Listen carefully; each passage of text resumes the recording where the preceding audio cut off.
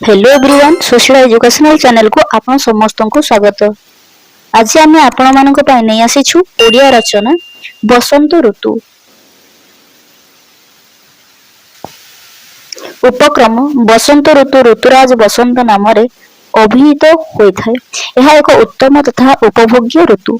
धरापृष्ठर शीत ऋतुर अवसान पर बसंत ऋतुर आगमन घटी है। यह ऋतु फाल्गुन और चैत्र 2 मासरे अनुभूत होता है। बसंत ऋतुर मृदुमलय विविध पुष्प संभार कोकिलर कुहुतान पल्ली जीवन को मुखरित करिथाए। एही समय रे शीत ऋतुर हेम काकर अपसरी जाए। ऋतुराज बसंत धरणी को हसाए। बसंत ऋतुरे समग्र पृथ्वी हसी उठे। आंब तोटारू कोकिलर कुहुतान विजय वार्ता आनी प्रवेश करिथिवार अनुमेय करि हुए।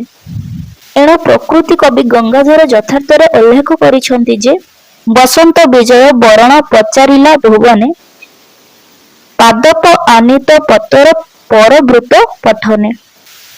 यह यथार्थ और प्रणिधान योग्य अटे। बसंतर प्राकृतिक शोभा। बसंत ऋतुर प्राकृतिक शोभा अत्यंत मनोरम।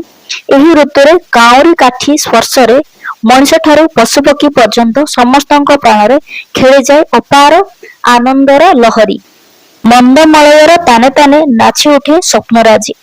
भाव विहुलित कविंक लेखନରେ बसंतर शोभाराजी अपूर्व रूप धारण करिଥାଏ।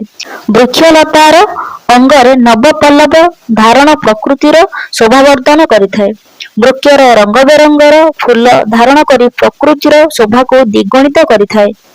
आंब वनरे बौल भितरे ओहळिथिबा आंब कसी अत्यंत सुंदर देखा जाए। अशोक वृक्षर डालरे हलदी बसंतर दोली खेल दर्शकर मनमुग्ध करिଥାଏ। महुमाछीर विविध फूलरू मधु संग्रह करिबार दृश्य अतीव मनोरम होइଥାଏ। वृक्षलतार अंगरे नवपल्लव धारण प्रकृतिर शोभावर्धन करिଥାଏ। पुष्करिणीरे मलय पवनरे पद्म फूल फुटी नाचिबार दृश्य अत्यंत सुंदर देखा जाए। रंग बेरंगर प्रजापति उड़ीबार दृश्य अतीव मनोरम।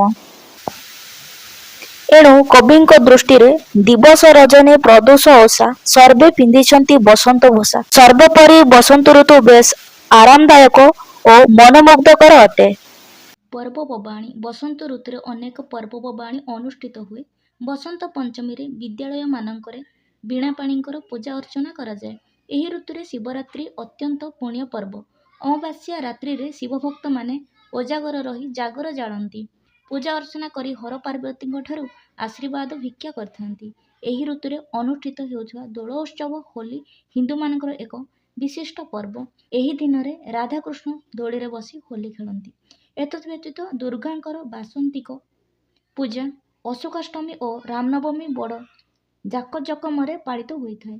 ଚୈତ୍ର ପୂର୍ଣ୍ଣିମା ବସନ୍ତ ଋତୁର ଏକ ପ୍ରଧାନ ପର୍ବ।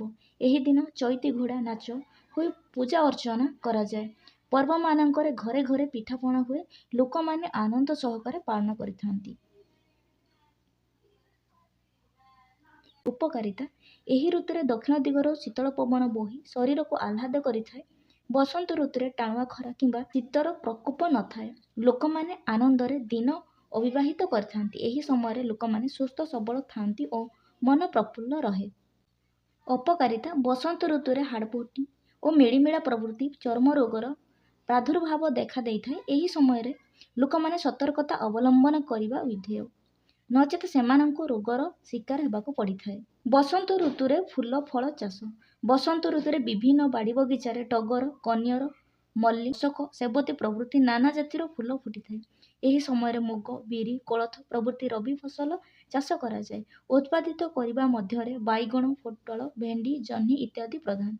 एही समय आंब कमला आत आदि सुमिष्ट फल पाचिथाए। उपसंहार ऋतुराज बसंतर आगमन प्रकृति अपूर्व शोभा धारण करिथाए।